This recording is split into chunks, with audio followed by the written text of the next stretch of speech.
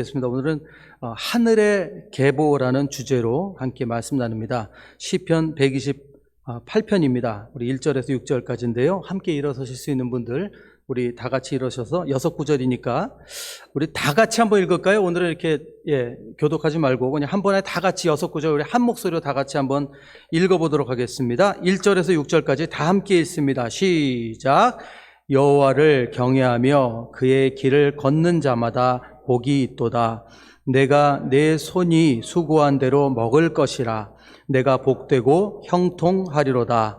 내 집 안방에 있는 내 아내는 결실한 포도나무 같으며 내 식탁에 둘러앉은 자식들은 어린 갓난나무 같으리로다. 여호와를 경외하는 자는 이같이 복을 얻으리로다. 여호와께서 시온에서 내게 복을 주실지어다. 너는 평생에 예루살렘의 번영을 보며 내 자식의 자식을 볼지어다. 이스라엘에게 평강이 있을지로다. 아멘. 아멘. 감사합니다. 자리에 앉으시겠습니다. 자, 오늘은 사실은 어버이날입니다. 사실 저희들 마음 같아서는 여러분들에게 카네이션도 달아드리고 이러고 했는데 사실 여건이 좀 이렇게 안 됐어요. 그래서 우리 청년부들도 지금 오늘은 예배 마치고 부모님들께 편지를 이렇게 쓴다고 해요. 근데 부모님들 모른 척 하세요. 혹시 이렇게 가져오면은 어머 이게 뭐야? 하시고 놀래 주시고 좀 그래야 애들이 좀 기분 좋아하죠. 저희 집사람은 어저께부터 계속 우리 딸한테 쪼더라고요. 야, 엄마 날인데 뭐 아무것도 안 해? 엄마 날인데 아무것도 안 해? 엄마 날인데 아무것도 안 해? 그러니까 질려서 초콜릿 사오더라고요. 제발 그러지 마세요. 나 우리 집사람 때문에 미치겠어. 근데 초콜릿 받아가지고 혼자 좋아서 난리더라고. 나 왜 저런지 몰라요. 자, 원래 우리한테 어버이날인데, 사실은 어버이날로 지키는 나라는 한국밖에 없다고 그래요. 사실은 어머니 날이죠. 유래가 재밌습니다. 원래 미국 필라델피아에서 시작이 됐다고 해요. 그래서 웹스터라는 지역에서 한 26년간 주일 학교 교사로 수고하신 한 어머니, 애너 제비스라는 분을 기념하기 위해서 시작한 것이 1914년부터 이게 어머니 날로 이렇게 정해졌다고 합니다. 그러고 나서는 이제 어머니 날만 있을 수 있냐 해서 이제 아버지 날도 나중에 한 2년 뒤에 제정이 됐는데 우리나라는 1973년 3년도부터 이제 어머니 날을 어버이날로 바꿨다고 합니다. 그때부터. 그래서 이제 우리도 이제 어버이날에 카네이션을 꽂아드리고 그러는데 미국에는 아버지 날에 아버지를 막 의자에 꽁꽁 묶어놓고 자기들이 원하는 이렇게 선물을 해달라고 이렇게 좀 조르는 그런 풍습이 있어가지고 아버지 날이 이렇게 아버지한테 그렇게 기쁜 날은 아니라고 이렇게 그럽니다. 근데 브라질은 좀 바뀌었죠. 아무래도 상업적인 이유도 있기 때문에 이제 선물을 이렇게 해드리고 그런 날이 되는 것 같아요. 그래서 어머니 아버지 날이 이렇게 나눠져 있지 않고 우리는 어버이날로 지내고 있습니다. 근데 이게 중요한가? 어떻게 보면 좀 요즘 같은 데는 중요하지 않을까라고 생각합니다. 왜냐하면 가정의 모양들이 좀 많이 바뀌고 있잖아요. 우리 옛날 같이 어머니 아버지 다 이런 게 아니라 이제는 좀 가정의 모양이 여러 가지로 바뀌고 있기 때문에 우리 한국도 좀 어머니 아버지를 좀 분리해도 되지 않을까 그런 생각도 듭니다. 또 그 유래가 유교적 사상이 좀 있기 때문에 현실적으로 좀 재검토할 수도 있다고 생각을 합니다.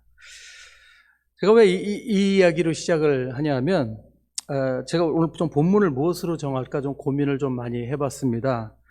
그래서 에베소서 6장을 처음에는 정했어요. 에베소서 6장 1절 3절인데 제가 읽어드릴게요. 자녀들아 주 안에서 너희 부모에게 순종하라. 이것이 옳으니라. 내 아버지와 어머니를 공경하라. 이것은 약속이 있는 첫 계명이니 이로써 네가 잘되고 땅에서 장수하리라. 이 구절을 골랐는데 첫째는 여기 저나 여러분들이나 이제 부모님 공경하고 순종하는 건 좀 그렇고요, 그죠? 그거보다는 좀 가정에 대한 얘기를 나눠야 되겠다는 생각도 들고 또 요즘 세상이 좀 흉흉합니다.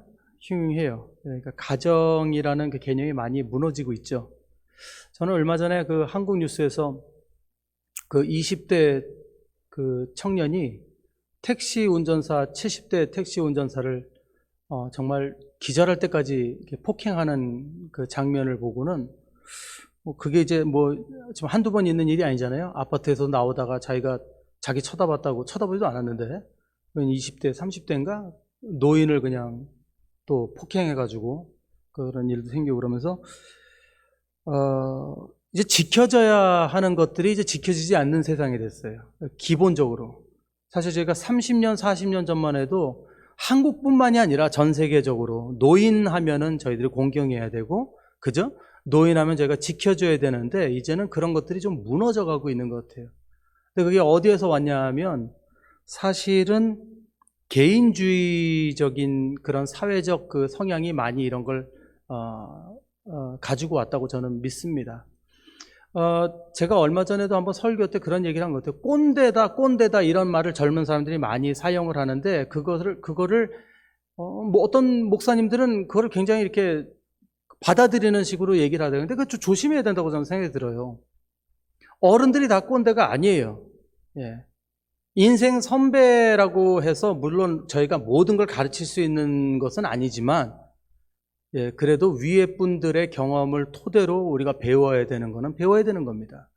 그걸 어떤 꼰대라는 걸로 정해서 위에 분들을 아랫사람으로 보고 이러는 문화는 절대 좋은 게 아닙니다.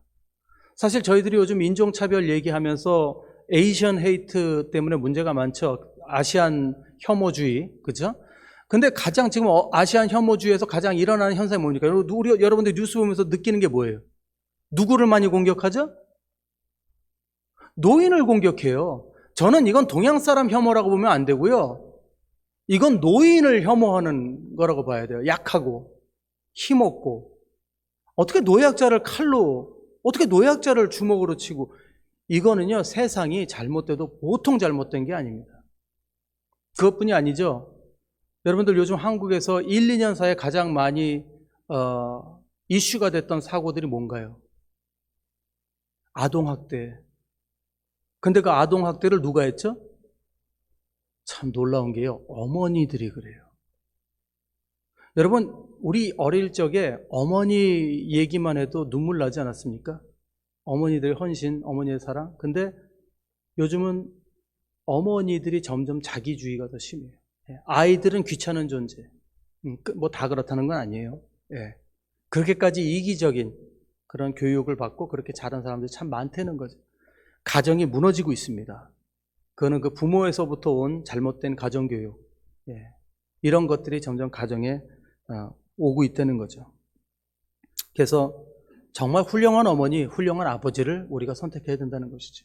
에베소서 말씀을 제가 고르지 않은 것이, 이 말씀은 분명하지만 아버지의 상이 회복되지 않으면, 어머니 상이 회복되지 않으면 이 말씀이 적용될 것이 없다는 걸 제가 말씀드리고 싶은 거예요. 하나님은 분명히 저희들의 가정을 주셨습니다. 그런데 가정을 주신 이유가 있어요. 그것은 하나님 아버지의 사랑을 우리가 조금이라도 이해할 수 있도록 하기 위해서 그 모성애를 어머니에게 주신 거고, 예, 그 아버지의 사랑을 우리에게 주신 거예요. 그런데 그것이 무너져가고 있다면 저희도 그것을, 예, 하나님의 사랑을 온전히 이해할 수가 없다는 것을 분명히 알아야 된다는 것이죠. 우리 그리스도인들이 제일 많이 싸워야 되는 게 뭐냐면요, 우리 가정이 회복되기 위해서 많이 싸워야 됩니다. 그리고 사단이 제일 많이 공격하는 것이 바로 아름다운 가정이 무너지는 겁니다. 왜냐하면 가정이 무너지면 모든 게 무너지게 돼 있어요. 그 자녀에게서 또 다른 나쁜 가정이 생기는 거거든요. 제가 전에도 말씀드렸죠. 저희 아버지는 굉장히 무서운 분이셨습니다. 저희 아버지는 해병대이시면서 또 그 특수부대 분이시기 때문에, 특수부대라도 자상한 아버지는 안 그러는데 우리 아버지는 왜 그런지 모르는데 하여튼 우리 아버지는 무서우셨어요. 네, 그래서 아들 둘밖에 없어서 그런지 우리 아들 둘을 그냥 하여튼 일병으로 보신 것 같아. 그냥 군대처럼 자랐어요. 군대처럼. 그래서 굉장히 무서웠습니다. 그래서 전에도 말씀드렸지만 굉장히 무서웠다고 말씀드렸는데, 그렇게 어릴 적에 자랐기 때문에 제가 예수님을 처음 믿고 나서 하나님을 이해하는데 굉장히 오랜 시간이 걸렸어요. 왜냐하면 저에게 아버지라는 그 개념은 굉장히 두려운 존재였어요. 그래서 하나님 아버지한테 기도할 때는요, 예, 무릎 꿇고 모든 예의를 다 갖춰서 기도하고 그랬어요. 근데 그러니까 문제가 좀 생기더라고요. 그게 뭐냐면 하나님 아버지를 가까이 하는 게 싫어요. 예, 웬만하면 내가 필요할 때만 나타나 주셨으면 좋겠고, 예, 웬만하면 내 하나님 아버지는 안 오셨으면 좋겠어요. 그러니까 그 하나님과의 그렇게 관계가 건강하지 않았던 거예요. 하나님은 무서운 존재 이랬어요. 근데 저만 그런 줄 알았더니 많은 한국 분들이 그런 하나님과의 관계를 유지하시는 분들이 많더라고요. 왜요? 가정이 건강하지 않았기 때문에. 아버지에 대한 그 따뜻한 사랑을 이렇게 따뜻한 사랑을 하셨지만 그거를 표현하지 않으셨기 때문에 그걸 느껴보지 못한 거죠. 이런 가정들이 굉장히 많다는 걸 우리가 알아야 됩니다. 그래서 가정이 건강은 굉장히 중요합니다. 자, 그럼 오늘 말씀 시편을 128편 1절에서 6절까지를 먼저 좀 이렇게 다시 한번 짚어보면서 중심 단어가 뭔지 한번 볼게요. 자, 1절에 먼저 두 단어가 나옵니다. 중요한 단어인데 그게 뭐냐면 경외하며 라는 단어와 복이 있도다 라는 단어, 이 두 가지가 나옵니다. 그래서 이 말씀이 말씀해 주시는 건 다른 것이 아니라 하나님을 경외하며, 그러니까 하나님을 이게 떨리는 두려움이 아니라 하나님을 너무너무 존경하는 두려움이 있죠. 너무 존경해서 두려워하는 그 존경함이 있는 가정이 복이 있다고 말씀하시는 말씀이 1절의 말씀이에요. 그러면 2절에 뭐라고 하시냐? 내 손이 수고한 대로 복을 받을 것이다. 그렇게 하나님을 두려워하면, 그렇게 존경하면, 그렇게 복을 받는데 어떤 복을 받느냐? 내 손이 수고한 대로 복을 받는다. 성경은 한 번도 게으른 것에 대해서 찬성한 적이 없습니다. 부지런한 것을 항상 강조하시죠. 일하고 잠에 빠지지 말고 부지런하고 이걸 계속 강조합니다. 여기에 대해서 분명히 말씀합니다. 내 손에 수고한 대로 복을 받는다. 그 다음 복이 뭐냐면 결실한 포도나무에 대한 얘기가 3절에 나옵니다. 그래서 포도나무의 결실을 가정의 성실한 아내로 표현하고 있죠. 어머니 이렇게 비유했습니다. 그래서 굉장히 아름다운 여인을 얘기하는 거죠. 그 가정에 그걸 포도나무처럼 표현했고요. 또 계속해서 3절에 어린 감람나무를 자녀들에 비유했습니다. 감람나무는 그 이스라엘 사람들이 가장 최고로 여기는 그 열매죠. 그래서 성경에서도 여러 군데 이렇게 좋은 열매로 표현이 되는데 감람나무, 그런 자녀와 아내의 복을 받는다는 얘기를 하고 있어요. 그 다음에 4절에서는 그냥 복을 얻으리로다 하는데 이런 사람은 복을 얻으리라. 이건 아버지에 대한 얘기입니다. 이런 아버지가 이렇게 복을 받는다는 강조하고 있고요. 그 다음에 5절, 6절은요 그 외의 복을 얘기하는데 여긴 좀 이따 말씀 나누겠지만 예루살렘의 복을 얘기하고, 이게 뭘 얘기하는 걸까요? 신앙인들에게 교회에 대한 걸 얘기하는 겁니다. 가정만 성공할 것이 아니라 교회에서도 섬기고 교회에서도 성공해야 된다는 거죠. 교회를 섬기는 가정이 되라는 말씀하시는 거고요. 6절은 뭘 얘기하죠? 이런 가정이 복된 가정을 또 만들게 될 것이다. 그러니까 그 대대손손 아름다운 가정이 나오게 될 것이라는 것을 6절에 말씀해 주고 있습니다. 완벽하죠? 이 6가지 구절에서 정확히 말씀하고 있습니다. 정리하자면 하나님을 경외하는 가정은 복을 받는데 어떤 복을 받을 것인가? 성실한 아내를 얻을 것입니다. 그리고 감람나무 같은 자녀들을 얻을 것입니다. 그리고 내가 복이 되고 이웃들에게도 복이 되는 가정이 될 것이고, 그리고 하나님과 교회 나라에도 충성하면서 복이 되는 그런 가정이 될 것이고, 이 가족은 대를 이어서 축복을 받을 것이다 라는 말씀하는 겁니다. 하나님을 어떻게 할 때요?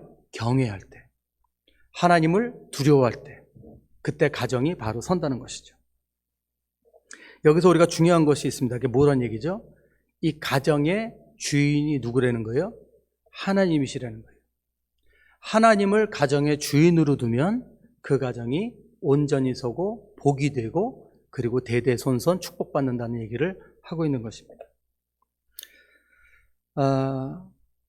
오늘 아침에 그 청년들하고 예배 드리는데 한 장로님께서 그 찬양을 하나 올려주셨어요. 영상으로 찬양 올려주셨는데 미리암의 노래라는 찬양인데, 그 찬양에서 그 모세 어머니가 그 모세를 그 광주리에 담아서 그 떠나보내는 그 어머니의 심정을 거기다 이렇게 담았더라고요. 그러면서 그 보내는 그 어머니의 심정과 그리고 마지막에 그 미리암의 고백이 있는데, 너의 참 하나님 아버지께, 너의 참 하나님 아버지께 내가 너를 맡긴다, 이런 고백이 있는데 참 귀하더라고요. 그 자기 자녀를 물에다 떠내려 보내면서 얼마나 그 엄마 마음이 찢어졌을까. 근데 그 가운데 그녀가 마지막 선택한 건 내가 너의 참 부모가 아니라 하나님이 너의 참 부모 되신다 라고 했을 때 하나님께서 기적같이 모세를 지켜주셨죠. 예, 저는 오늘 말씀을 거기서부터 시작하려고 합니다. 자, 오늘 이렇게 말씀을 나누니까 혹시 여러분들 중에 이렇게 생각하시는 분도 있어요. 난 후회가 된다. 우리 애들은 교회를 잘 안 다녀요. 이렇게 생각하시는 분도 있을 수 있고, 저와 저희 가정은 사실 믿음으로 이렇게 이루어진 가정이 아닙니다 라고 생각하시는 분도 있을 수 있고, 여러 가지 그런 우리 가정은 실패한 가정입니다 이렇게 생각하시는 분들이 있을 수 있어요. 근데 여러분 기억하십시오. 절대 아닙니다. 하나님 말씀하시는 게 바로 여기 있어요. 하나님은 어디서 말씀을 시작하시냐면 하나님을 경외하면서 시작합니다. 그 가정이 어떻게 시작되었건, 지금 자녀들이 어떤 상황에 있건, 우리 부모님이 어떤 모습을 살고 계시던 그건 중요하지 않아요. 지금도 우리가 하나님을 경외하는 삶으로 돌아가면 하나님은 어떤 가정이든 회복시켜 주실 수 있음을 믿으시기 바랍니다. 거기에서 우리가 왜요? 우리의 주인은 하나님이시기 때문에. 그리고 하나님은 그 누구보다도 가정이 바로 서기를 원하시는 분이십니다. 그걸 믿으셔야 돼요. 하나님이 기뻐하신 일인데 우리가 원한다면 들어주시지 않겠습니까? 회복시켜 주시지 않겠습니까? 우리가 먼저 포기하면 안 된다는 것이죠. 하나님은 꼭 우리를 회복해 주실 것입니다. 여러분, 그렇다고 이런 오해는 하시면 목사님들 가정은 그럼 완벽하겠구나. 절대 그렇지 않습니다. 목사님들도 사람인데, 목사님들 자녀들하고 다 건강하지 않습니다. 목사님들 고생하시는 분들 많아요. 예. 하지만 그럼에도 불구하고 우리가, 여러분, 부모 마음대로 되지 않는 게 자녀잖아요. 예. 전에도 그런 말씀 드렸죠. 어떤 분이 그랬다고, 하나님이 왜 우리에게 자녀들을 준 줄 알아? 이 세상에 내 마음대로 되는 게 없다는 걸 가르쳐 주시기 위해서요. 이러시더라고요. 예. 자녀는 내 마음대로 되는 게 없어요. 그렇잖아요. 근데 그럼에도 불구하고 하나님 원하시는 건 뭐예요? 괜찮아. 그럼에도 믿음 잃지 마. 내가 마지막까지 회복시켜 주세요. 왜요? 그게 그리스도인의 삶이에요. 그리스도인은 절대로 지금 잘 되고 축복받는 게 그리스도인이 아니에요. 병들고 아프고 고생하고 고난이 있어도요, 마지막이 다른 사람들이 예수 그리스도 믿는 사람들이에요. 끝이 다른 사람이 예수 믿는 사람들이에요. 영생이 있는 사람들이 예수 믿는 사람들이에요. 지금 보기에는 가난하고 보잘것없어도요, 우리는 마지막이 다른 사람들이에요. 할렐루야? 예, 이거 믿으셔야 됩니다. 그래서 고린도후서 4장 8절 9절에 말씀하시잖아요. 우리가 사방으로 우겨쌈을 당하여도, 쌓이지 아니하며, 답답한 일을 당하여도 낙심하지 아니하며, 핍박을 받아도 버림받지 아니하며, 거꾸러뜨림을 당해도 망하지 아니하고 말씀하시잖아요. 안 당하는 게 아니에요. 다 당해요. 근데 우리는 망하지 않아요. 왜요? 하나님이 함께 하시고 우리 마지막을 지켜주시기 때문에. 우리의 끝은 영생이고 우리의 끝은 하나님의 나라. 우리는 축복의 사람들입니다. 하나님의 자녀예요. 우리 정체성이 바뀌었기 때문에 그거를 믿고 포기하면 안 된다는 겁니다. 그럼 오늘 읽으신 시편 128편, 이 찬양은 도대체 누가 지었나? 근데 이게 누가 지은지 없어요. 예. 이게 누가 지은지 모르고, 사실 여기 부제가 하나 있는데 소제목으로 이렇게 써요. 성전에 올라가는 노래. 그럼 이게 무슨 노래냐면, 사실 이스라엘 남자들이 절기 때가 되면 예루살렘 성전에 올랐거든요. 올라갔는데 그때 올라가면서 가족들과 먼 여행을 하면서 그때 부르던 노래가 이 노래였다는 거예요. 가정을 지켜주시는 하나님, 하나님을 두려워하는 가정을 축복하시는 하나님, 그런 두려워함 가운데 귀한 아내를 허락하신 하나님, 이런 감람나무 같은 열매 같은 자녀들을 주신 하나님, 그거를 찬양하면서 올라가는 것이 바로 이 찬양이었다는 거예요. 믿음의 찬양이죠. 얼마나 아름답습니까? 제가 오늘 여러분들에게 묻고 싶습니다. 우리는요, 하나님 성전에 오르면서, 하나님 앞에 나오면서 가정에 대한 희망을 가지고 나와야 돼요. 이분들처럼.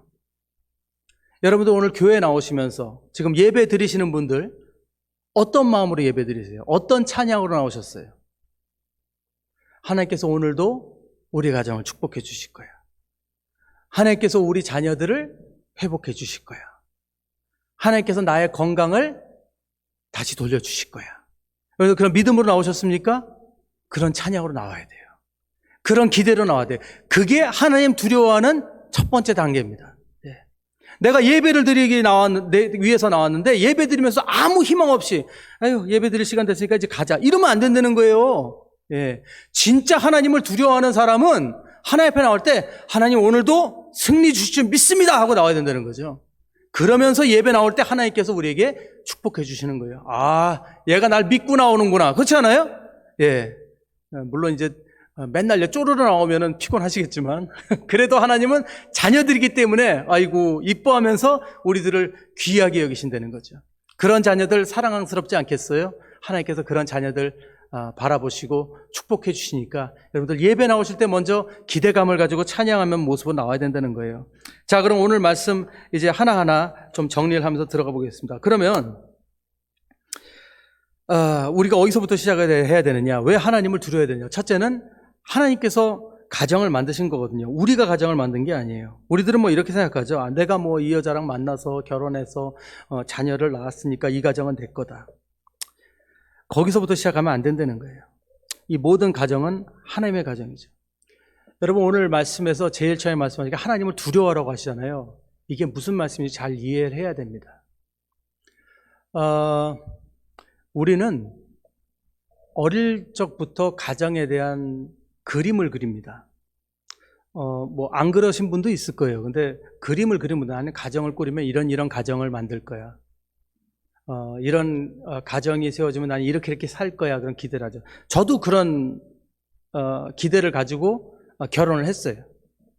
근데 그냥 제 예를 들어서 좀 말씀드려요. 근데 제가 가지고 있던 가정에 대한 그림과 제가 결혼하고 나서 제가 사는 가정이 일치했을까요? 안 했을까요?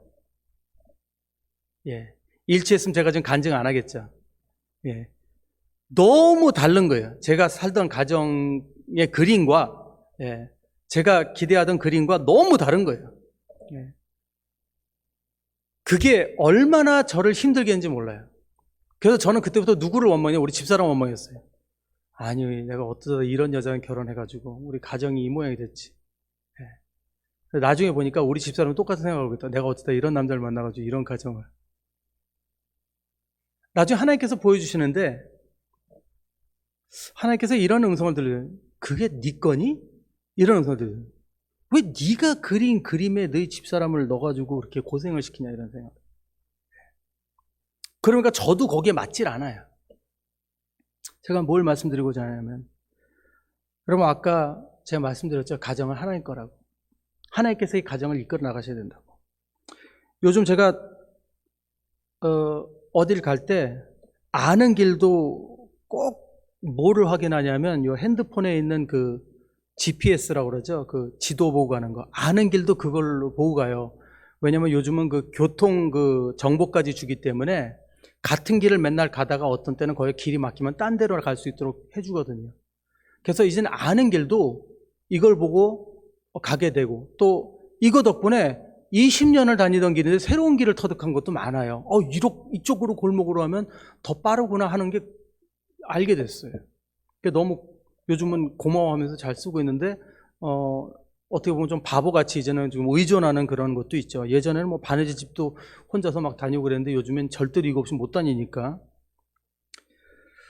근데 사실 가정의 주인이 하나님이시기 때문에 우리가 GPS를 따라가듯이 우리가 하나님의 가이드를 받아야 된다는 거예요. 우리 가정은. 내가 그리던 그림을 내려놔야 된다는 것이죠. 여러분, 우리 가정이 무너져 나가는 그 가장 큰 이유는 뭐냐면 때로는 특히 이제 한국 남자분들이 좀 그런 게 있는데 가정을 나의 소유물로 생각하시는 분들이 있어요. 자녀를 소유. 예. 어머니들이 좀 그러신 분들이 있어요. 내 자녀들은 내 소유. 예. 아버지는 내 아내가 내 소유 이렇게 생각해요. 물론 난 안 그래요 라고 하지만 여러분들의 말에서 여러분들의 그 훈육하는 그 거기에서 다 이게 묻어나오거든요. 우리가 가정을 내 거라고 생각할 때 가정이 무너지기 시작한다는 걸 우리 기억해야 됩니다. 우리 자녀들, 내 남편 이런 모든 분들을 이렇게 보면서 제일 먼저 우리가 생각해야 되는 게 하나님으로부터 인도받아야 된다는 거. 예. 그분들을 인격으로 인정하고 내 자녀들까지도 내가 어떻게 하면 지혜롭게 이것을 인도해 나갈 것인가를 하나님께 지도를 받아야 된다는 것이죠. 시편 119편 105절에 이렇게 말씀하십니다. 주의 말씀은 내 발의 등이요 내 길의 빛이니이다 말씀하시죠.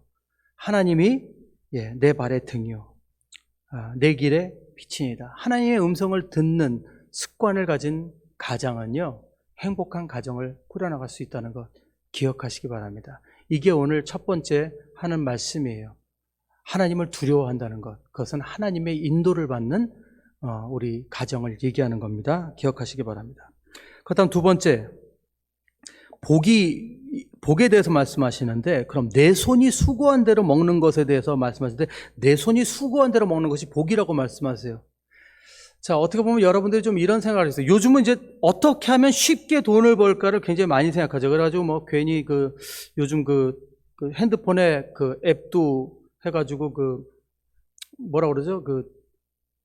네, 잊어버렸다. 비트코인. 혹시 비트코인 하시는 분들 계세요? 그래가지고 비트코인 투자하셨다가 또 홀랑 또 돈 잡수는 분들도 있고, 그리고 일을 못 하시더라고. 핸드폰 들고 일을 못 하셔요. 글이 올라봐야 얼마 되지도 않는 그걸 보려고 신경 쓰여가지고 맨날 얼마 올랐네, 얼마 떨어졌네, 얼마 올랐네, 일을 해요, 일을. 그거 좀 그만 보고, 예? 공짜로 돈 버는 거에 그냥 너무 그냥 그거 하셔가지고 제발 그러면 안 되고. 근데 여러분 이제 공짜로 얻는 돈, 이런 거에 막 눈이 돌아가죠. 그리고 또 이웃집 누가 더 돈 벌었다 그러면 그걸 보면서 내가 행복한가 안 행복한가 이렇게 계산을 하잖아요. 근데 여러분 왜 이 말씀을 하셨나 생각해보면, 여러분 이스라엘 역사를 보면요, 이스라엘 사람들은요, 자기네가 수고한 만큼 얻고 먹지 못할 때가 굉장히 많았다는 걸 여러분 공감하시죠? 그들은 노예로 살았던 시간들이 너무너무 많습니다. 예. 정말 그렇게 뼈 빠지게 일을 하고, 애굽에서도 그렇게 노예로 살 때요, 자기네가 아무리 열심히 일해도 항상 받는 것이 똑같았어요. 자기가 일한 만큼 받을 수 있는 게 이들에게 얼마나 축복이었는지 한번 기억해 보세요. 생각해 보세요. 자유가 되어서 내가 일하는 만큼 얻을 수 있다는 게, 우리가 그 생각을 가져야 됩니다. 하나님께서 우리에게 가정을 주셨고, 우리에게 일할 수 있는 건강을 주셨고, 일터를 주셨어요. 근데 우리는 그것에 대해서 감사하기보다는 무엇을 보죠? 우리보다 더 많이 번 사람, 나만큼 일 안 했는데 수고 안 했는데 번 사람, 그 사람들 바라본단 말이에요. 근데 제가 저번에 말씀드렸죠. 하나님은 절대로 내가 수고하지 않은 것을 주시는 걸 축복으로 주시지 않는다고. 하나님은 내가 일한 만큼 주시는 분이세요. 내가 정직하게 일하고 성실하게 일한 만큼 그걸 주시는 분이 하나님이시고, 그리고 그것을 받는 것이 축복이라는 걸 우리가 먼저 기억해야 됩니다. 여러분, 우리가 생각할 때 에덴 동산에서는 너무 좋았을 것이다, 에덴 동산은 그냥 열매만 따먹으면 되지 않냐, 이렇게 생각하는데, 한번 창세기 2장 15절 보세요. 거기서도 일했어요. 제가 창세기 2장 15절 볼게요. 자, 읽을게요. 여호와 하나님이 그 사람을 이끌어 에덴 동산에 두어 그것을 경작하며 지키게 하시고. 뭐 하면서 지키게 하셨다고요? 경작하며. 아담과 하와가 일했다는 거예요, 안 했다는 거예요? 일했어요. 물론 하나님의 축복이 있었기 때문에 지금처럼 수고하고 땀 흘리는 거는 당연히 죄 때문에 그렇게 된 거지만, 그때는 수고한 만큼 받는 것이었어요. 그때도. 이걸 이해하셔야 돼요. 에덴 동산 핑핑 놀면서 누워서 과일 따먹지 않았다는 거예요. 경작하고 심고 일했다는 거예요. 아담과 하와도. 대신 그때는 지금같이 못 얻는 때가 없었다는 거죠.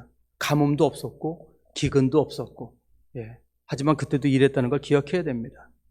전도서 3장 13절 보면은 전도서 기자가 이렇게 말합니다. 사람마다 먹고 마시는 것과 수고함으로 낙을 누리는 것이 하나님의 선물인 줄을 또한 알았도다.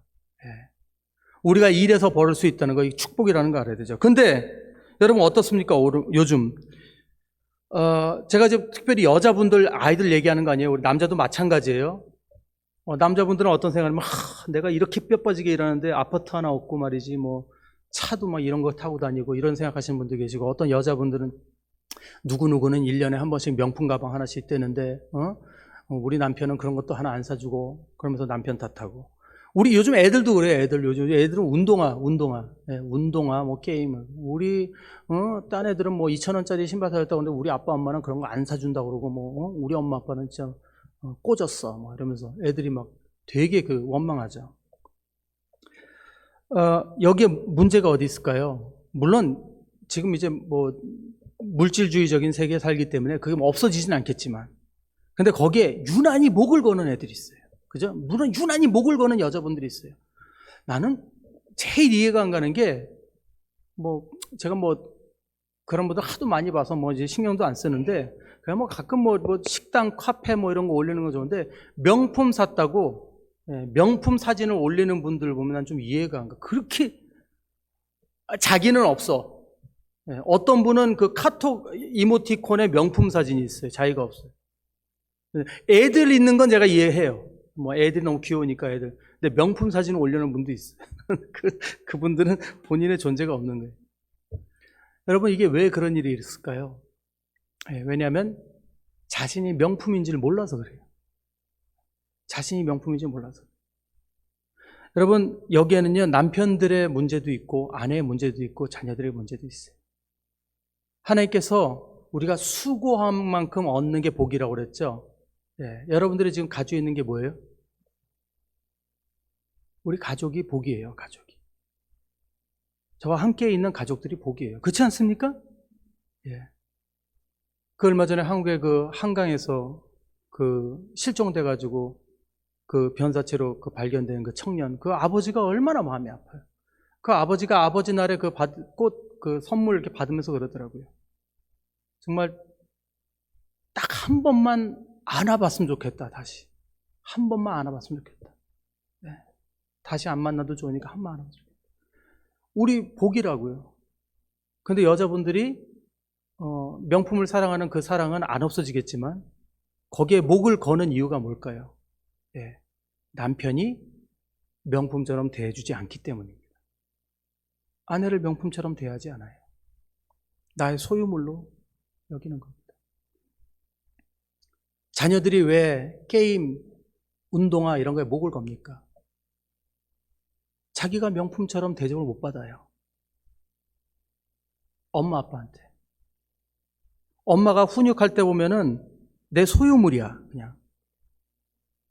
그냥 뭐 애들을 존중하는 것도 없어. 그냥 엄마가 얘기하는 건 법이고 아빠가 얘기하는 건 법이고, 아이들이 물론 사랑하는 거를 여러분들이 사랑하지 않는다는 게 아니에요. 내가 표현해야 돼요.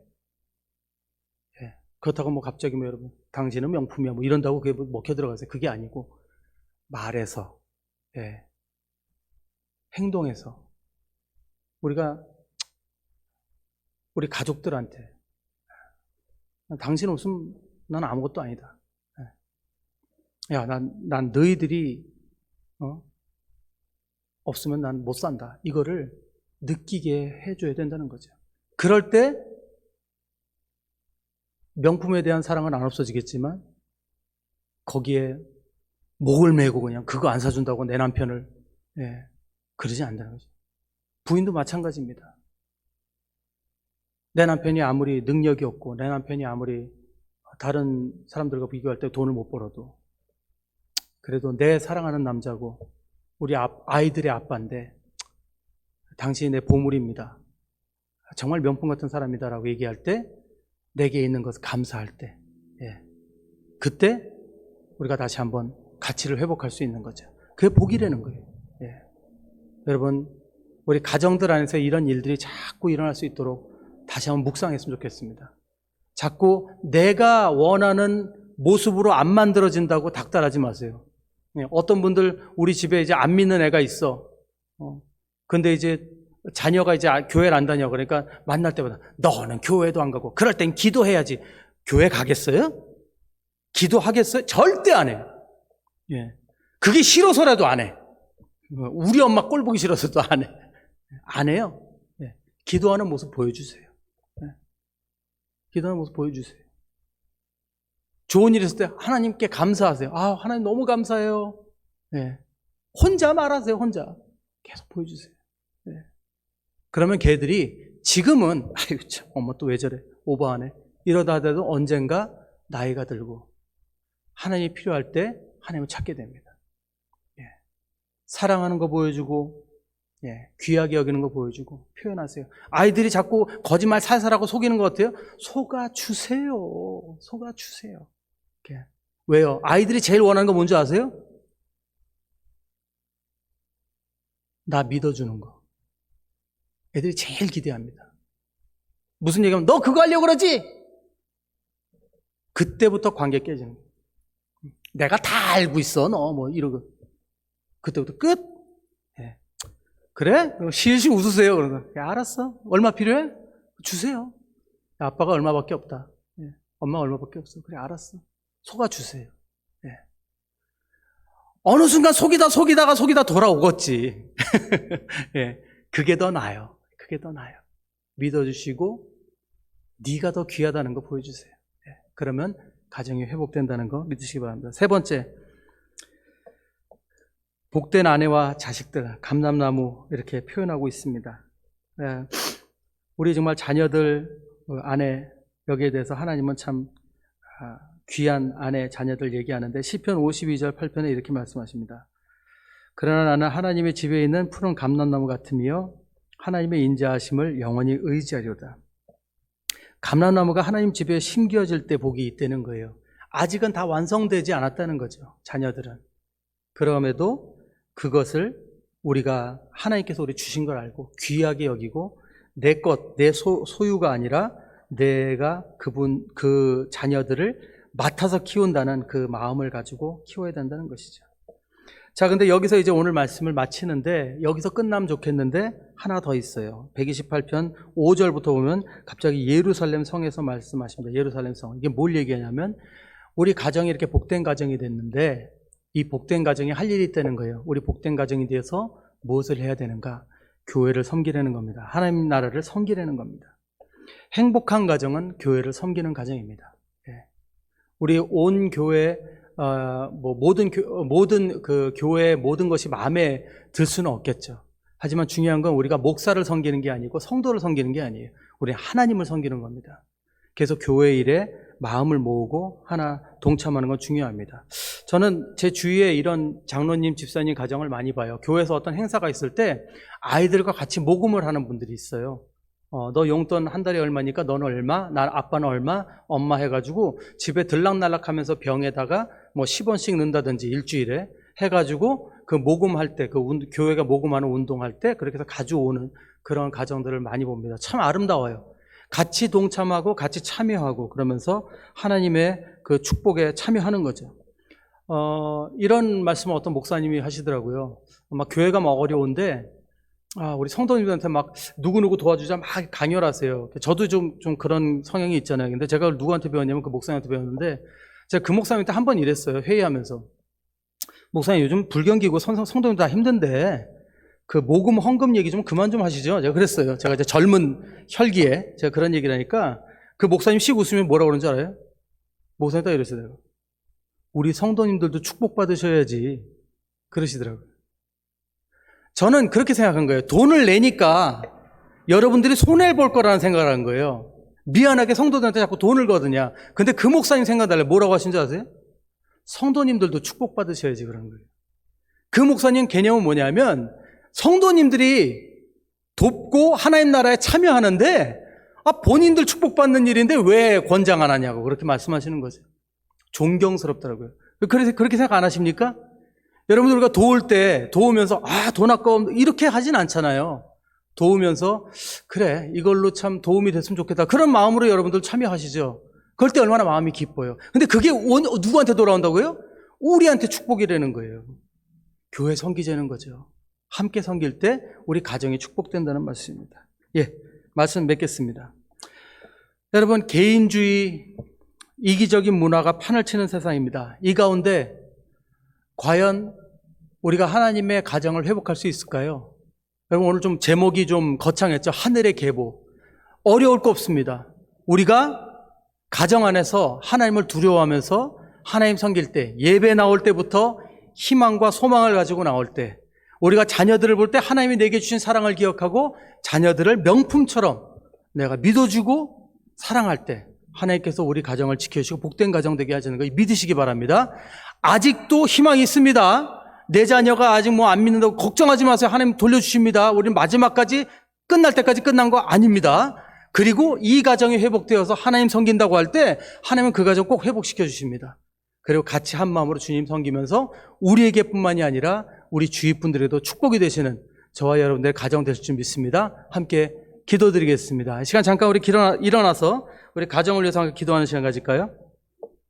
살아계신 아버지 감사합니다. 오늘 우리 교회인분들 한 분 한 분 가정을 주님 축복하여 주시고 주님의 놀라운 은혜로 덮어 주시옵소서.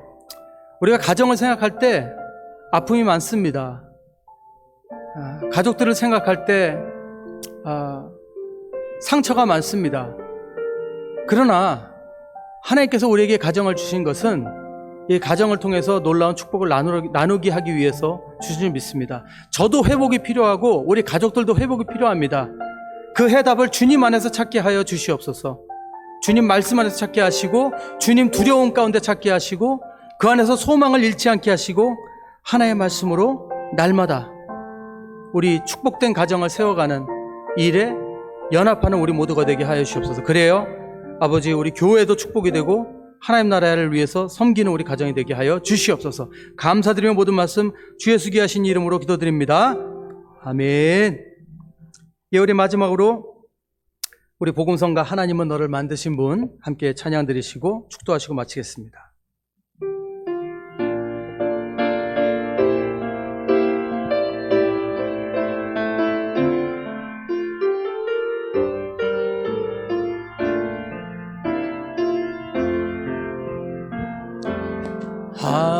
하나님은 너를 만드신 분, 너를 가장 많이 알고 계시며, 하나님은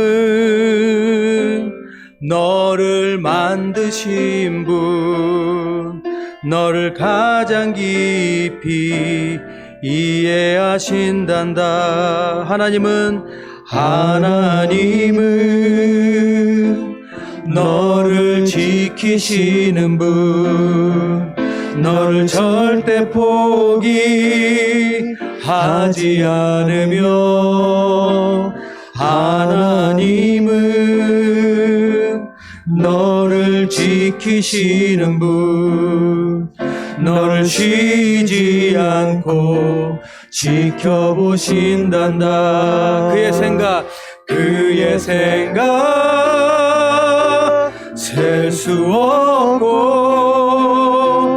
그의 잠이 무궁하며,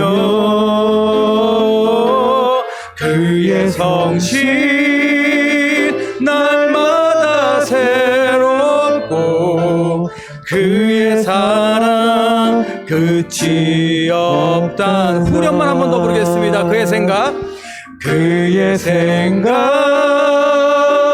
셀 수 없고, 그의 자비 무궁하며,